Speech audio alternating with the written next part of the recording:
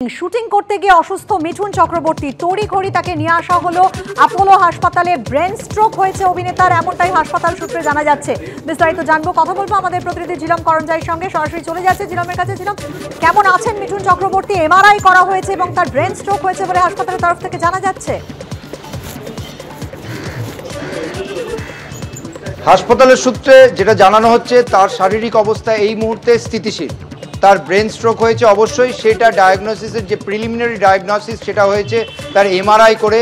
চিকিৎসকরা বলছেন যে তার যে পরিস্থিতি এই মুহূর্তে, তাকে সামাল দেওয়ার জন্য তাকে নিউরো আইসিইউতে ভর্তি করা হয়েছে। নিউরো আইসিইউ 128 নম্বর কেবিনে তিনি আছেন এবং একই সঙ্গে চিকিৎসকরা এটাও বলছেন যে পরিস্থিতি হয়েছে তাতে অস্ত্রোপচারের প্রয়োজন নেই, কনজারভেটিভ ট্রিটমেন্ট, ওষুধ দিয়েই সেটা সামাল দেওয়া যাবে। তুমি যেমন বলছিলে, আজ সকালে মিঠুন চক্রবর্তীর আজকে শুটিং ছিল কলকাতা বিভিন্ন প্রান্তে, মূলত উত্তর কলকাতা একটি বাংলা সিনেমার শুটিং ছিল, যেটা সোহম চক্রবর্তী যিনি তৃণমূলের বিধায়ক তিনিও সেখানে যুক্ত আছেন। এবং আজ সকালের শুটিং করতে গিয়ে তিনি অসুস্থ হন এবং তারপরেই তাকে তড়িঘড়ি অ্যাপোলো হাসপাতালে 9টা নাগাদ নিয়ে আসা হয়, এমার্জেন্সিতে নিয়ে যাওয়া হয়। এমার্জেন্সি থেকে তাকে চিকিৎসকরা যাচাই করে তাকে নিয়ে যান রেডিও ডায়াগনোসিস ডিপার্টমেন্টে, এমআরআই করা হয়, নিউরোলজিস্ট স্নায়ুরোগ বিশেষজ্ঞর পরামর্শ নেওয়া হয় এবং তারপরে এমআরআই রিপোর্ট দেখে তাকে নিউরো আইসিইউতে ভর্তি করা হয়েছে। তার শারীরিক অবস্থা স্থিতিশীল, মেডিকেল বোর্ড গঠন করা হবে এবং অন্যান্য তার যে বয়সজনিত সমস্যা আছে সেইগুলোও দেখা হবে এবং যাতে তাকে দ্রুত সুস্থ করা যায় সেই ব্যাপারে চিকিৎসকরা সব রকমের পদক্ষেপ করবেন বলে তারা জানিয়েছেন হাসপাতাল সূত্রে। ধন্যবাদ জিলম। লাস্ট 3-4 মাস কিন্তু অনেকটা বেশি দেখছি। সাধারণত নিউমোকক্কাস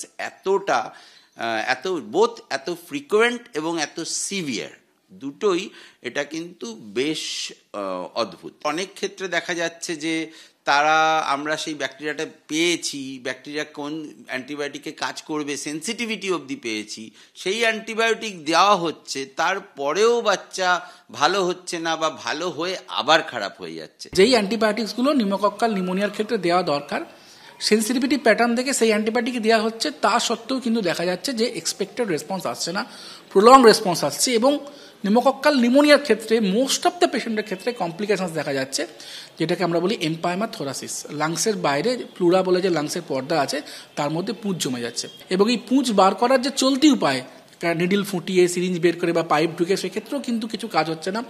বেশ কিছু পেশেন্টের ক্ষেত্রে অপারেশন থিয়েটারে নিয়ে গিয়ে আন্ডার অ্যানাস্থেসিয়া বড় বুক কেটে থোরাকোটমি করে সেই পুঁজ বের করতে হচ্ছে। নিউমোকক্কাস ভ্যাকসিনের অনেক ধরনের সেরোটাইপ আছে। এখানে আমাদের ম্যাক্সিমাম 13টা বা 14টা সেরোটাইপকে কাভার করা হয়। তাহলে বাকি যে সেরোটাইপগুলো পড়ে রইল, সেই সব সেরোটাইপ দিয়ে এখন বাচ্চারা কিন্তু এফেক্টেড হচ্ছে। আর দ্বিতীয় আরেকটা ব্যাপার যেটা হলো যে আমরা দেখছি এখন এই যে নিউমোনিয়াটা হচ্ছে, নিউমোনিয়ার প্যাটার্নটাও কিছুটা পাল্টাচ্ছে, এটা অনেকটা সিভিয়ার ফর্ম নিয়ে আসছে। হয়তো আমরা যখন অ্যাটাক করছি ওদেরও মধ্যে হয়তো একটা কোনো চেঞ্জ হচ্ছে। আমার মনে হয় সেটা নিয়ে আমাদের রিসার্চ করা উচিত।